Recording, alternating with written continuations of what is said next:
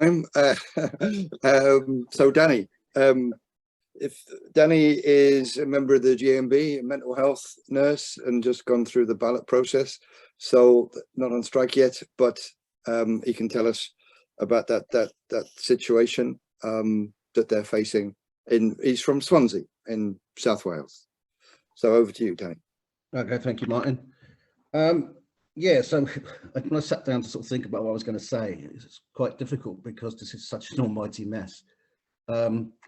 What I've done is I've kind of split it up into 3 bits. So it's kind of my personal experiences of what's been going on, the history of the dispute as it stands at the minute, and what the current situation is with the balloting, because that's confused, to say the least.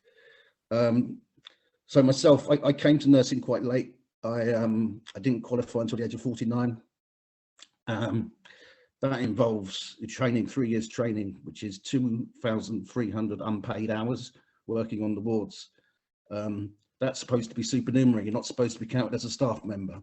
You most certainly are, because of the shortages of staff on the wards. I can illustrate that on my very first day, my very first placement, 3 hours in, I was involved in an attempted suicide, having to deal with that on your first day. And that was just baptism of fire, and that's where it goes up from there. I work in older person psychiatry, which is a bit of a Cinderella service at the best of times. The first thing I noticed when my training and when I qualified, especially when you qualified and sort of the gloves come off, is the chronic understaffing. It's breaking the back of the service. In Wales, here in Wales, we have a little bit of legislation, Welsh-only legislation, called the Nurse Staffing Levels Act 2018. That is built upon the NICE guidelines, which is the National Institute of Clinical Excellence. Those guidelines and that legislation says that there should be 1 qualified nurse for every 6 patients. I've been working for months, 1 qualified nurse to 18 patients. Now, all you can do in those situations is put out fires. You just run around, just running from one issue to another and hoping nothing serious happens. And that's all you can do. The idea of any kind of quality care is out of the window. It's just non-existent. This is leading to exhaustion. Because of the kind of ward I work on, there's quite a lot of violence. And because we're short-staffed, that escalates quickly, and people do get hurt. So that ends up with people leaving, and the problem just compounds. To try and stop this, they use agency staff who come in, who are on sometimes twice as much as anybody at the NHS staff, but they're not much use. They don't know the patients, they don't know the ward, they don't know anything is, and quite often they're more often a problem more than a help. So you've got a real demoralisation. People aren't able to do what they came into the job to do, which is care for people. And we end up, I mean, somebody described it as farming, and you know, sometimes it can feel like that. We're just, you know, feeding and cleaning people.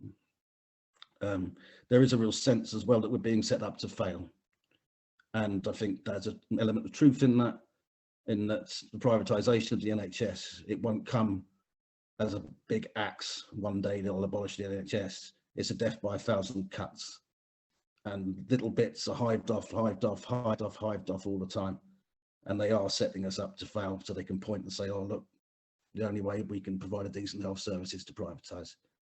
And you know, we're chronically aware of that on the wards. Having said that, though, I do love my job. So the current dispute, since the Tory government came in where we know 2010, it was 2010, isn't it?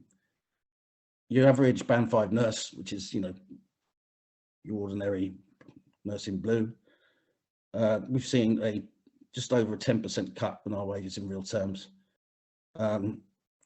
We haven't had a proper pay rise over inflation in that time, constant cuts.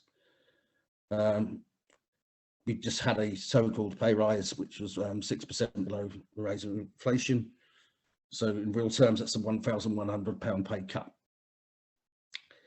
So since 2010, we've lost nearly £5,000 in real terms in our pay packets.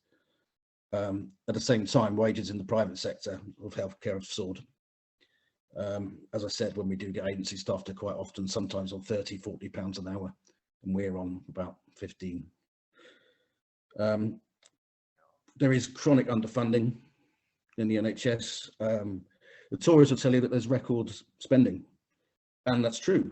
If you look at the actual number, but it takes no account for the fact that this is a growing population and it's an aging population. It's aging rapidly, and older people tend to have more than one health problem, and the funding does not reflect the demands on the service. We have the equipment we use is outdated, useless, quite a lot of it breaking down. We still use paper notes in 2022, which is beyond me. So even things as basic as observation machines, which is something that we use all day, every day, we have one between 3 wards. So that's what, 3 wards of 18 people each. So you're just running around trying to find it all day, and like trying to hide it from the other 2 wards so you can keep it for a bit. So what's this kind of led to? It's led to nurses leaving en masse. 40,000 nurses left the profession in Britain last year.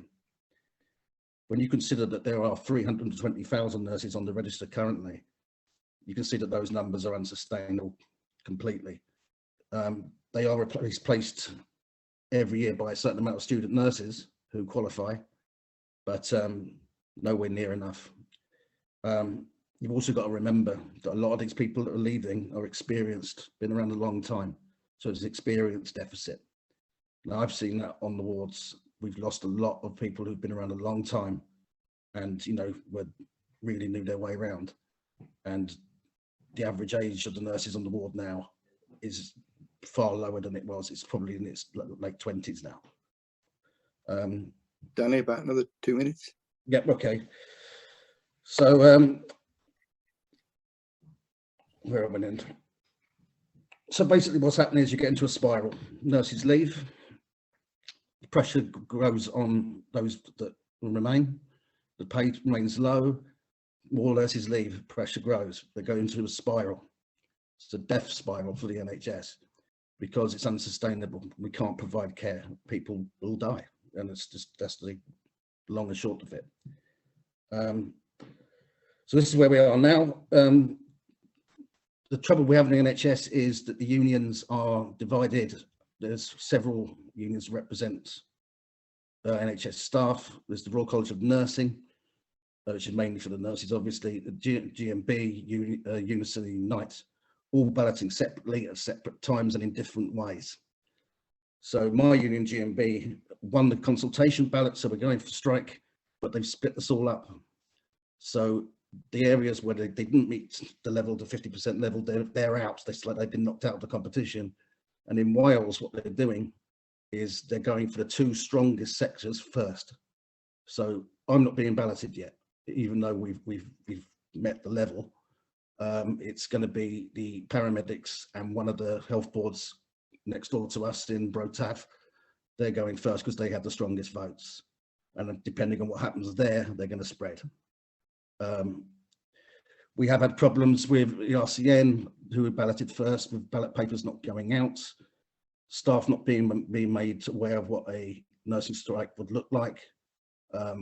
It doesn't mean we all just down our tools and leave the patients to die. It would look like a Christmas day, basically. It's skeleton staffing. But a lot of people don't understand that and won't strike because they think they're not going to abandon the patients. And the unions have done nothing to dispel that kind of myth, although it's extremely widely held. So I'll wrap up there. I mean, that's the situation as it stands at the minute. It's a bit confused about what's going to happen next. Hopefully the RCN ballot goes through. If it does, it'll be the first time they've gone on strike in their history since 1916. If they go through, that would, and then the GMB follow suit with the paramedics, I think it could spread. I certainly hope so. This feels like the last sort of chance saloon for us, really. So I've finished there. Of course, I'd be glad to answer any questions, since it's such a large topic. Okay, thank you. Okay.